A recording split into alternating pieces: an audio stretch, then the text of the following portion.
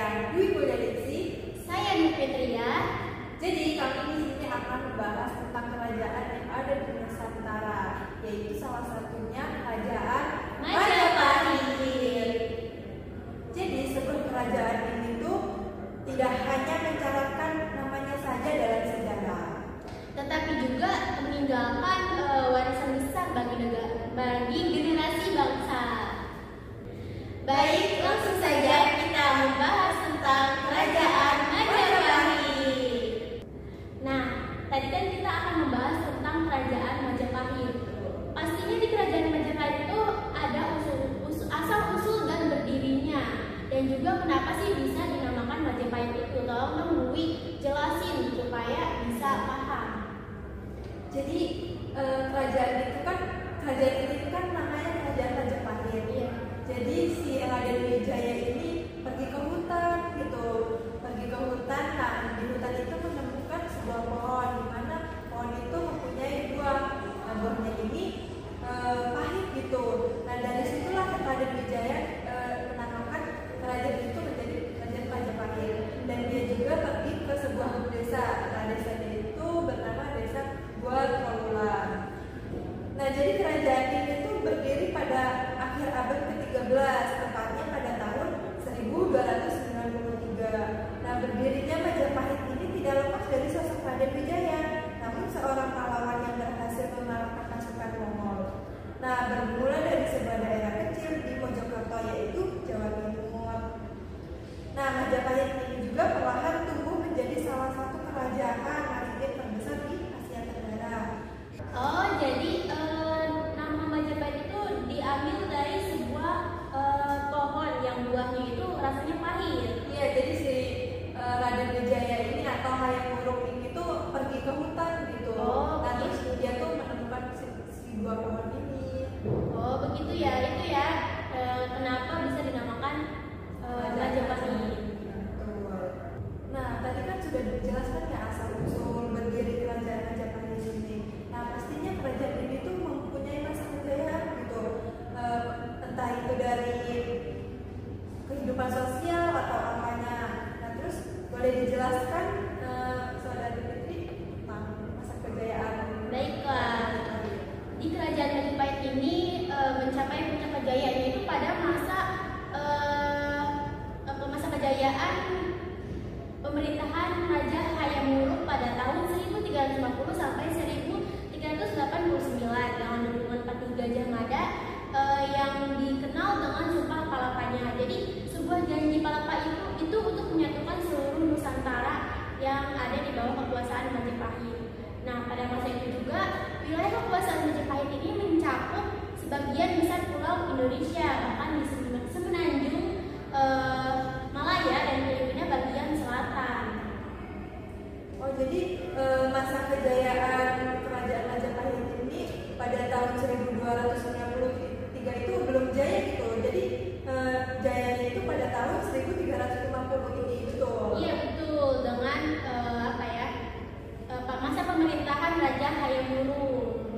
Nah di situ juga pas si kerajaan ini juga mendapat dukungan dari Patih Gajah Mada yang terkenal dengan Sumpah Palapanya. Oh, gitu. Iya. Nah, tadi kan sudah ya masa kejayaan yang ada di Kerajaan Majapahit. Nah, pastinya di Kerajaan Majapahit ini memiliki beberapa peninggalan bersejarah. Nah, tolong dong jelasin apa saja peninggalan sejarah yang ada di Kerajaan Majapahit itu. Nah jadi Kerajaan Majapahit ini mempunyai peninggalan. Nah salah satunya yaitu Kitab Negara Kertagama, di mana kitab ini menjadi salah satu karya dari kerajaan ini, yakni dari Empu Prapanca.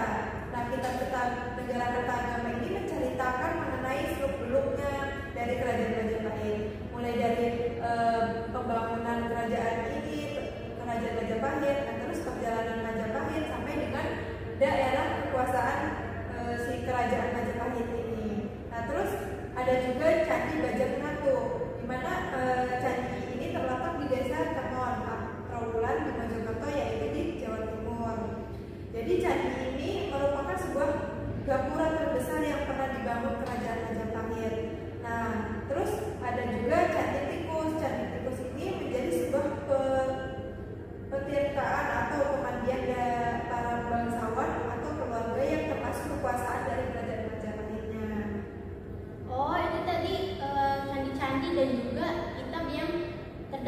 peninggalan sejarah Majapahit. Yang saya tahu tuh di peninggalan sejarah juga ada prasasti ya. Nah, yang saya tahu tuh ada prasasti Waringin itu, dan juga ada prasasti Prapanca Sayapura. Oh iya, saya juga tadi barusan menjelaskan kitab Negara Kertagama. Nah, di situ juga ada kitab Sutasoma, di mana kitab ini juga Kakawin Sutasoma merupakan kitab yang ditulis oleh Empok Tartular. Nah, kitab ini juga menggambarkan kehidupan beragama di dalam kerajaan Majapahit. Oh, jadi itu peninggalan-peninggalan dari kerajaan Majapahit. Nah, tadi kan sudah dijelaskan ya masa kejayaan kerajaan Majapahit ini. Pastinya kerajaan ini tuh mempunyai keruntuhan gitu. Iya, betul. Apakah dari peninggalan atau dari mana gitu? Boleh dijelaskan masa keruntuhan kerajaan Majapahit ini? Nah, baik. Di kerajaan Majapahit ini juga ada masa keruntuhannya. Namun seperti halnya semua peradaban besar ini, seperti kerajaan Majapahit itu mengalami masa surut setelah kematian Hayam Wuruk.